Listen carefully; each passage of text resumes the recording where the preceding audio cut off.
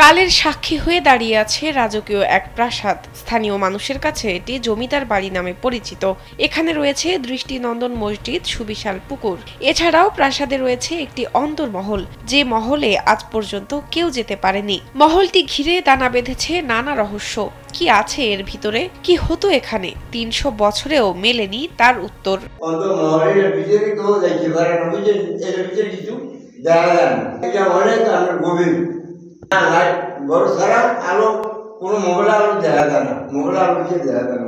বরিশাল জেলার মেহেন্দিগঞ্জ উপজেলার উলানিয়া ইউনিয়নের উলানিয়া গ্রামে অবস্থিত এই জমিদার বাড়ি।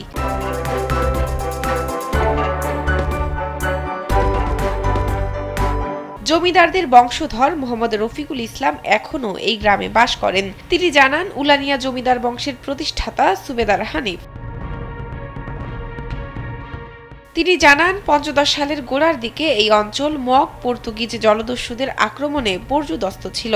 এদের দমনের উদ্দেশ্যে মোগল সম্রাট আওরঙ্গজেব সুবেদার শায়েস্তা খানকে পাঠান। শায়েস্তা খান তার পুত্র উমেদ খান ও বিশাল রণতরী সৈন্য গোলাবারুদ নিয়ে জলদস্যু প্রতিহত করতে এগিয়ে আসেন। তখন মেহেন্দিগঞ্জের গোবিন্দপুরে কেল্লা তৈরি করা হয়, স্থানীয়ভাবে যা সংগ্রাম কেল্লা নামে পরিচিত।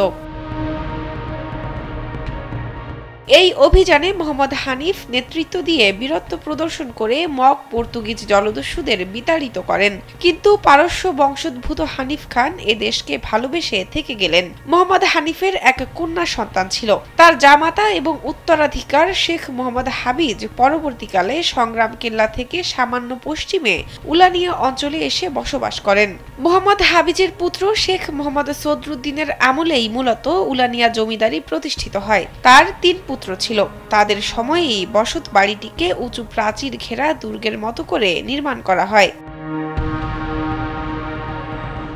অন্দরমহলের বিষয়ে জানতে চাইলে তিনি জানান, এখানে সাংস্কৃতিক অনুষ্ঠান হতো, তবে কেন সেখানে যাওয়া যায় না তার উত্তর তিনিও জানেন না। অন্দরমহলে সেখানে সাংস্কৃতিক অনুষ্ঠান হতো, তবে সেটা কোনো অসামাজিক কিছু না, কিছুটা ওই নাটক, জারি গান, সারি গান এইসব। এলাকাবাসী জানান, বিভিন্ন জায়গা থেকে এখানে দর্শনার্থীরা আসেন। স্থাপনাটি সরকারের প্রত্নতত্ত্ব অধিদপ্তরের মাধ্যমে সংরক্ষণের কাজ চলছে। জমিদার বাড়িটি সংস্কার করে দৃষ্টিনন্দন করতে পারলে এখানে আরও বেশি দর্শনার্থী আসবে বলে মনে করেন স্থানীয়রা। শাহনাজ পারভীন, কালবেলা।